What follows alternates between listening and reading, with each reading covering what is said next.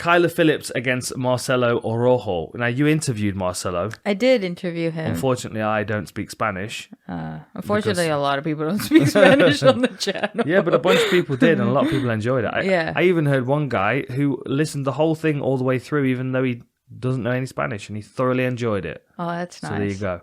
I think we're both like the weird accent group. Oh, yeah. Yeah, because my Spanish accent, it is Venezuelan, but it is a little bit mixed from, living in Miami, that there's all these different types of cultures. And he's lived, in Mexico and hung around so many Mexican athletes that his accent is an Argentinian. Uh-huh. So he's kind of like a mix between both. Yeah, it's a bit like Gunnar Nelson, who's when he speaks English, he's got like an Irish accent because he's trained in Dublin. He does. It really suits him as well.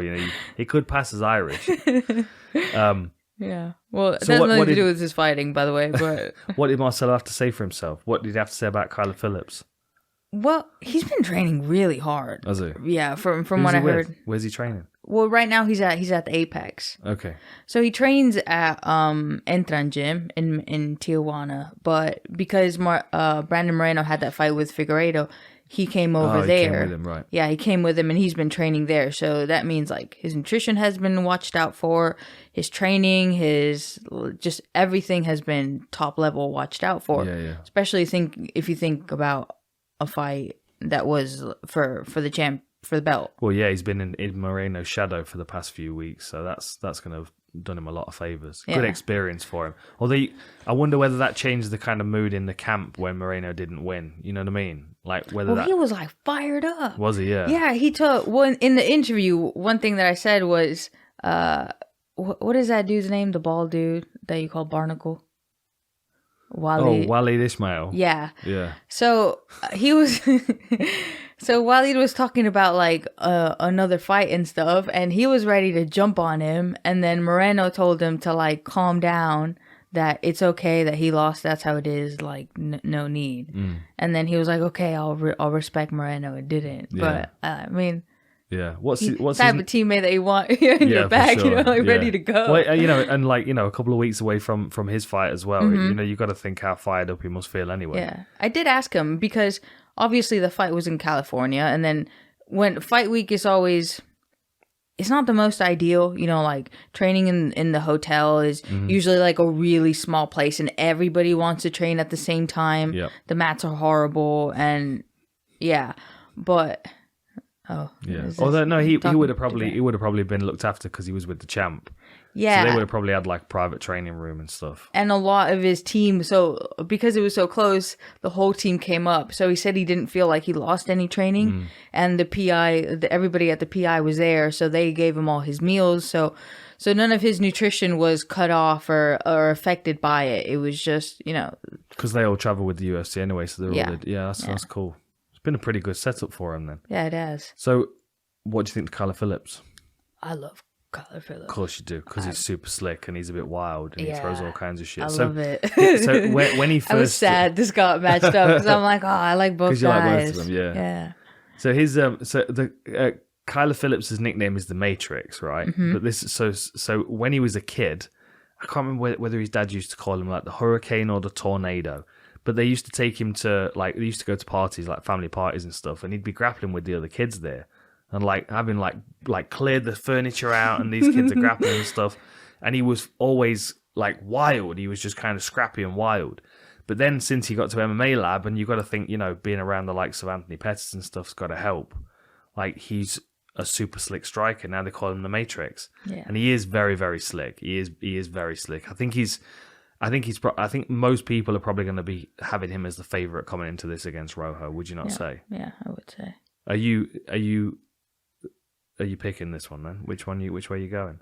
Wait, before that, man, you gotta marinate the sauce before you give your picks. You just go I didn't even know straight. there was sauce. You're making me hungry.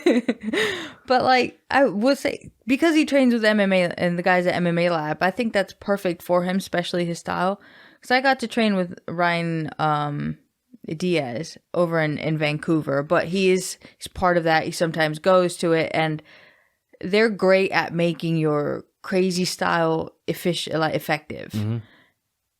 Which I feel like it's good because it doesn't you don't feel like you're giving up a part of yourself. So sometimes when that's the way you fight and people just try to control it too much, it almost makes you fight differently, and then the thing that made you so good, like, it takes it away. Yeah. And they just give him tool sets, and the wrestlers they have in that gym is insane. So they're great at giving you tool sets too. Yeah. And he has like Mario Bautista he trains with, which is another like tough dude that fires hard. So which way are you going then? You're gonna have to make a pick. That's the whole point of the show. I don't wanna. I know you don't, but this is part of the fun. Okay. Let me just go through the stats while we're here. So there's only a reach advantage by 1 inch for Kyler Phillips. 8 wins by knockout and 6 wins by submission for Marcelo Rojo. An overall record of 16-8. So a bit more experience, a lot more finishes. 6 finishes for Kyler Phillips, 5 by knockout, 3 by submission. Now, if you think, so Kyler Phillips has had 11 fights and Rojo's had 24, and Kyler Phillips has been the distance more times than Rojo. Rojo's only been the distance twice out of 24 fights. He's a banger. Yeah, He's a lot of fun to watch. Goes into like for the kill. But then if you look at the average fight time, it's actually more. Look at that. 14.5 minutes compared to 10-18. Yeah, but are there any like 5-round fights for him? No. Why has Kyler Phillips had a 5-round fight? No, I'm saying for No. So which way are you going? You need to make a pick. I don't want to. Okay, I'm going to pick Kyler Phillips. I'm sorry, Marcelo. Oh, yeah. Yeah. I know. I feel like quite an asshole. He's never going to speak to you again. I know. Well, he doesn't. But meanwhile, you might get an interview with Kyler Phillips. No, I'm not doing it for that. That's messed up. No, right? That's not cool. Okay. That's not, because I did want to interview Kyler before. Yeah. Yeah.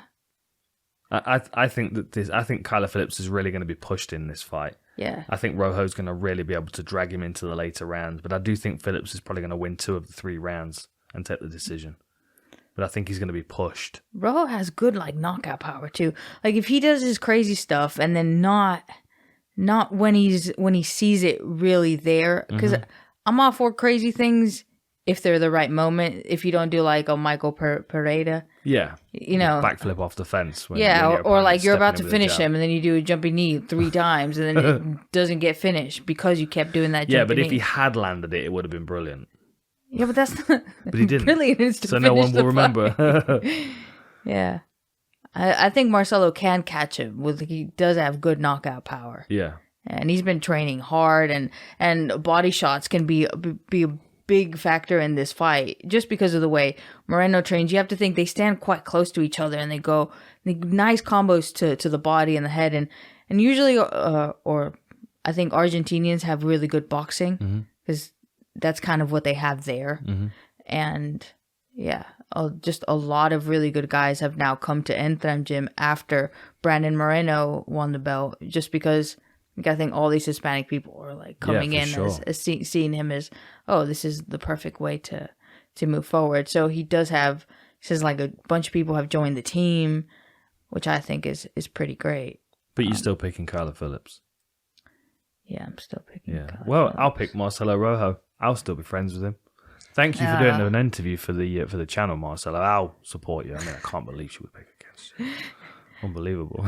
I think Kyler would win a decision. Marcelo wins by knockout. Oh, okay. So I think it's going to go the distance, but I think Kyler Phillips is going to win 2 of the 3 rounds. He might be deep in on a submission, or he might drop him and hurt him and win a 10-8 round. Didn't he just pick Marcelo? So your math don't work? What? I'm making an argument for your guy now. You just made an argument for my pick. I'm picking Rojo. He's gonna clean his clock. He's gonna come in with some wild spinning stuff, and Rojo's gonna go bang, bang, bang, done, game over. 8 knockouts, done. 6 submissions, done. Yeah, finisher. So done. You didn't even know how to circle. Finisher. I don't know. I'm kind of on the fence about it, to be honest, but I'm just picking opposite you.